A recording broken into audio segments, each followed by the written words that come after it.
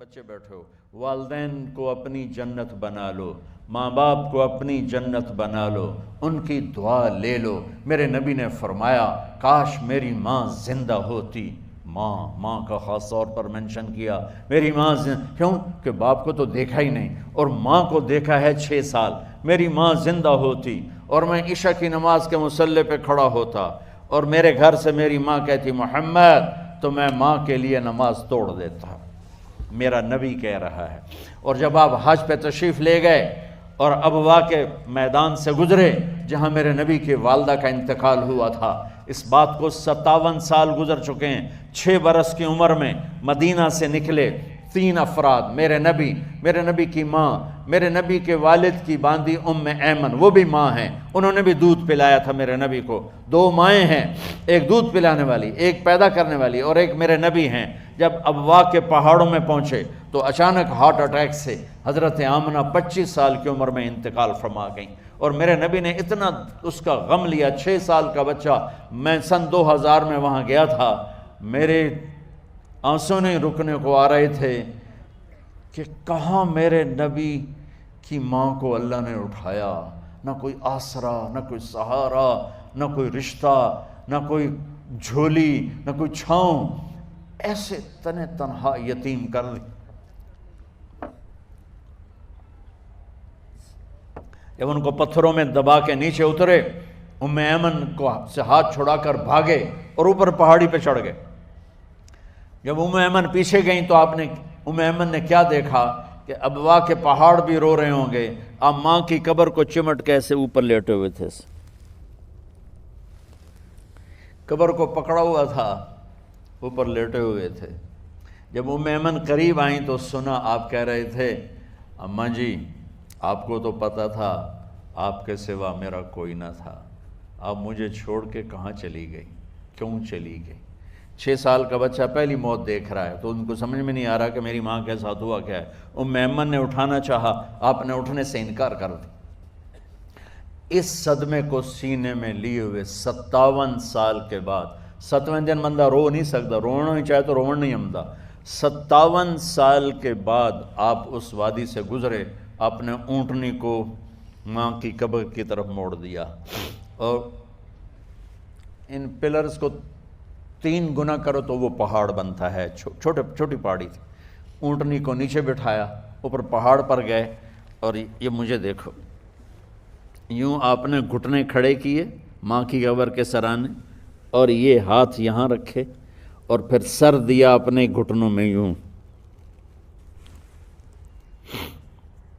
پھر رونا شروع کیا۔ اتنا روئے، اپریل کا مہینہ تھا، دھوپ سر پہ پڑ رہی تھی، ہم تو ٹھنڈی دھوپ میں بیٹھے ہیں، شدید دھوپ میں بیٹھے تھے، اور اس کنڈیشن میں یہ بچوں کا سٹائل ہوتا ہے، جب لمبا رونا ہو تو وہ یوں بیٹھتے ہیں سر اندر دے کر۔ اتنا روئے کہ آپ کی داڑھی ساری آنسوں سے بھر گئی، سینہ تر ہو گیا، احرام تر ہو گیا، اور کئی گھنٹے بیٹھ کے روتے رہے۔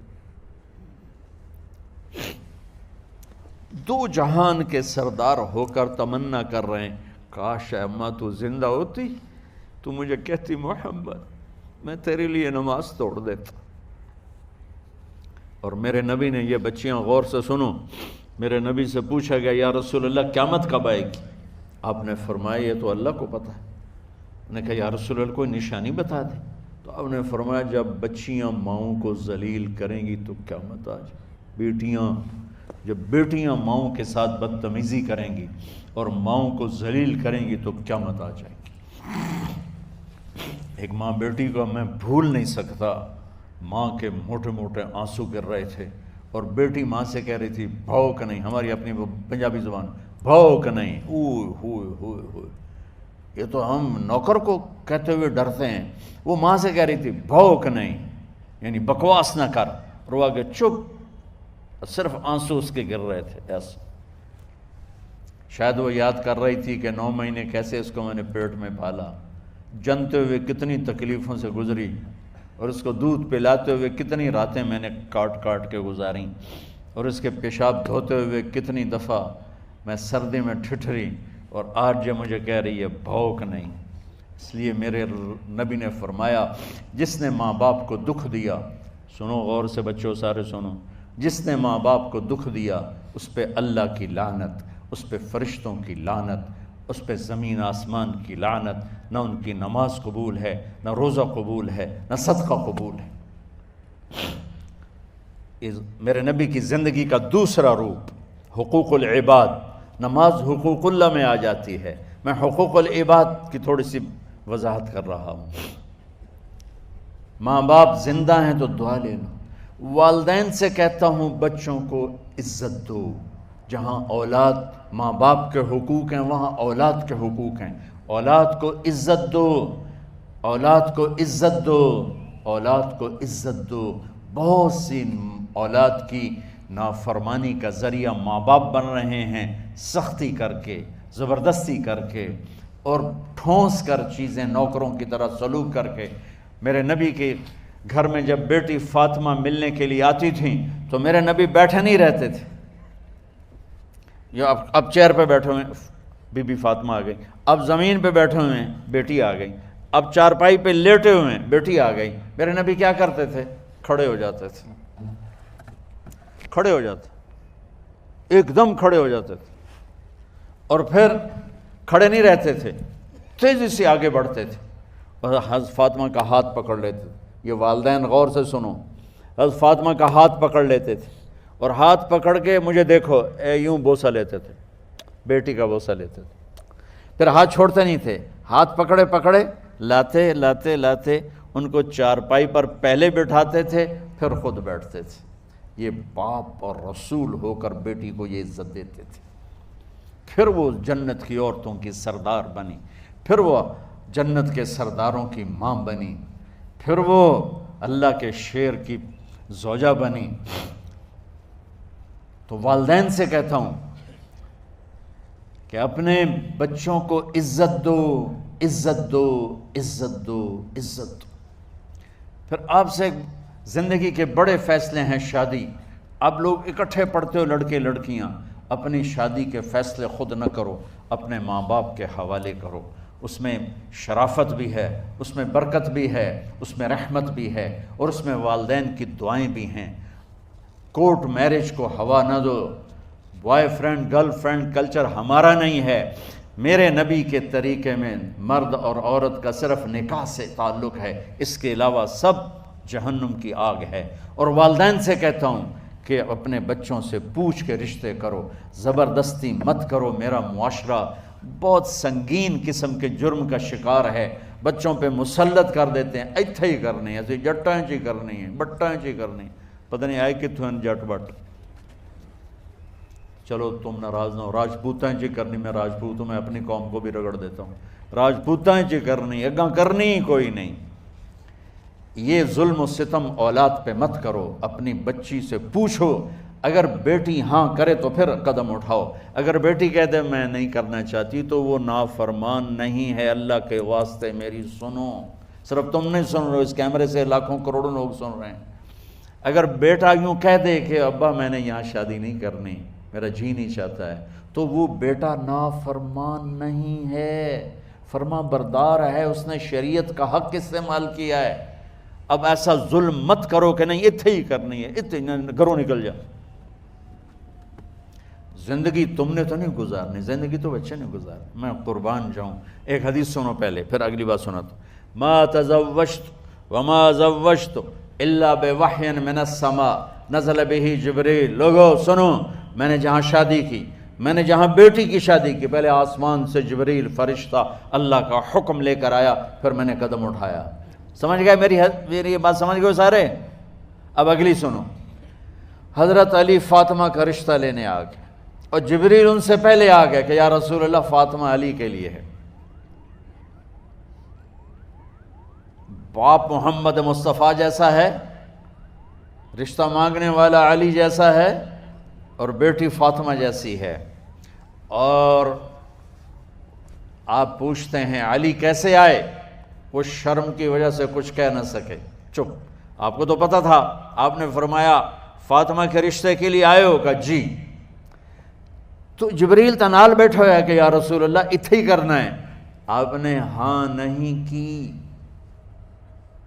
آپ نے کہا انشاءاللہ، اور یہ کہہ کر اٹھ گئے۔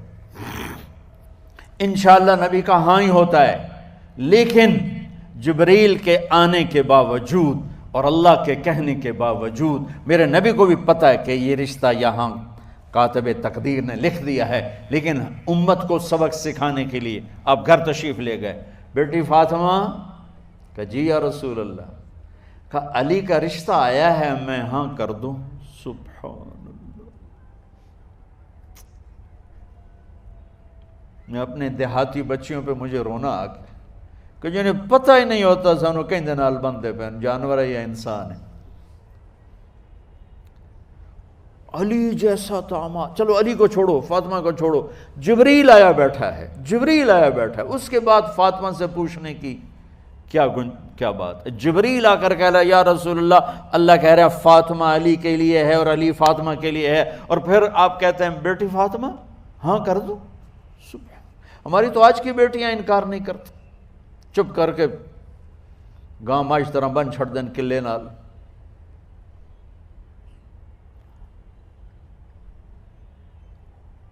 کوئی ان کے اندر کے جذبات کو سننے والا کوئی نہیں ہوتا، اپنی انانیت پر یہ فیصلے کرتے ہیں، اور میرا نبی کہہ رہا بیٹی ہاں کر دو۔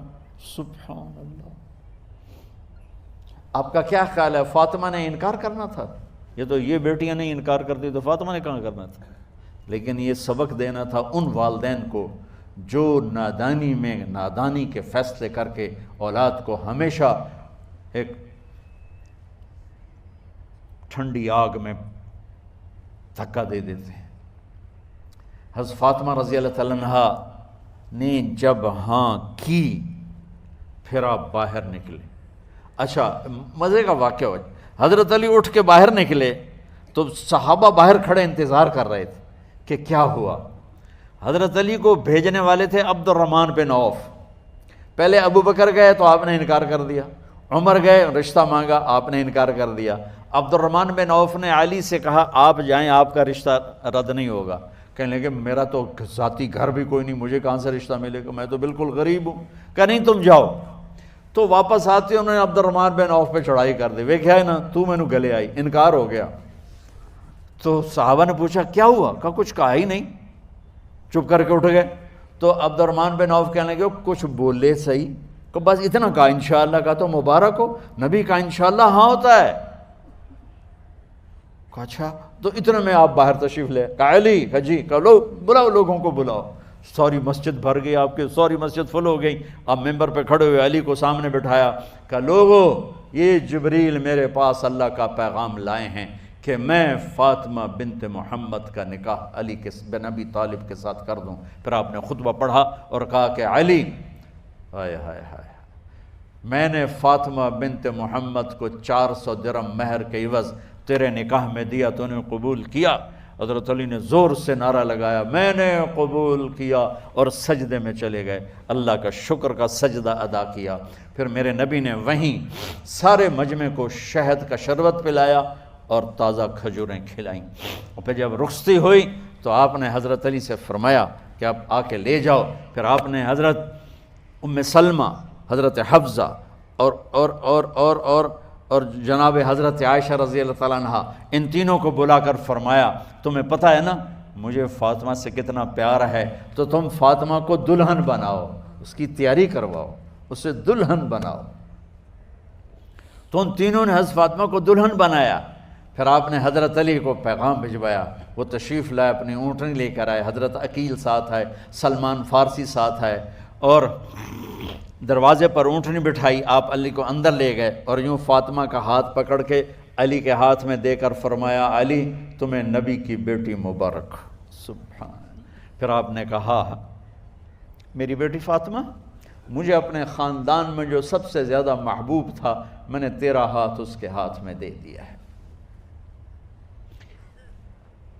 والدین سے کہتا ہوں اپنے نبی کی زندگی پڑھو۔ میرا درد ہے کہ ہماری ثقافت میں اسلام داخل نہیں ہوا، ہمارے عبادت میں اسلام آ گیا، بہت سارا مجمع مرد عورتوں کا نمازی ہے، حاجی ہے، عمرے کرتے ہیں، لیکن ثقافت میں نبوت کی جھلک دکھائی دے، ثقافت میں اللہ کا نبی دکھائی دے، وہ نہیں ہے۔ زندگی بیت گئی اس انتظار میں، مدت سے لگ رہی تھی لب بام ٹک ٹکی، تھک تھک کے گر گئی نگہ انتظار آج، پتہ نہیں کب صبح ہوگی۔ چلو کہتے تو جائیں مجھے ہے اگرچہ بت ہیں جماعت کی آستینوں میں، مجھے ہے حکم اذان لا الہ الا اللہ۔ والدین کے ذمہ ہے اولاد کو عزت دینا، ان کے سب سے بڑی خواہش میں ان کا احترام کرنا کہ زندگی انہوں نے گزارنی ہے، اور آپ کے ذمہ ہے والدین کے آگے سر جھکا دینا۔ اللہ کے واسطے کورٹ میرجز اور خفیہ شادیاں یہ نہ ہماری ثقافت ہے نہ یہ انسانیت ہے۔ ہمیشہ دکھ دردوں میں زندگی گزرتی ہے کہ اصل زندگی تو موت کے بعد آنے والی ہے۔ تو والدین پڑھیں شریعت کو، اولاد بھی پڑھے اپنے نبی کی زندگی کو۔ ایک شخص حضرت عمر کے پاس آیا ایک بیٹے کو لے کر، کہا امیر المومنین یہ میرا بیٹا بڑا نافرمان ہے اور مجھے بہت تنگ کرتا ہے۔ حضرت عمر کے پاس لاٹھی ہوتی تو انہوں نے یوں اٹھائی، وہ کہنے لگا حضور معافی دیا جائے، ایک میری گل سن لو۔ آپ نے فرمایا کیا؟ کہنے لگا ماں پیو دے بڑے حق ہیں، بالکل ٹھیک ہے، پر کوئی ساڈا حق بھی ہے ماں پیو تے؟ آپ نے کہا ہاں۔ ہاں۔ کہنے لگے ذرا وہ بتا دیں۔ کہا پہلا حق ہے اچھی ماں تلاش کرے، نیک عورت تلاش کرے۔ دوسرا حق یہ ہے نام اچھا رکھے۔ تیسرا حق یہ ہے اس کو قرآن کی تعلیم دے۔ کہا جی پھر سن لو حضرت جی، میرے پیو کو پوچھو اس حبشی عورت نال شادی کر کے مینوں حبشی ماں دیتی، انہوں کوئی عرب ماں ہی نہیں لتی۔ میرا پہلا حق اس مارے ہے۔ دوسرا سن لو، اس نے میرا نام جولان رکھا ہے، جولان گندگی کے کیڑے کو کہتے ہیں، کہ اس نے میرا نام جولان رکھا ہے۔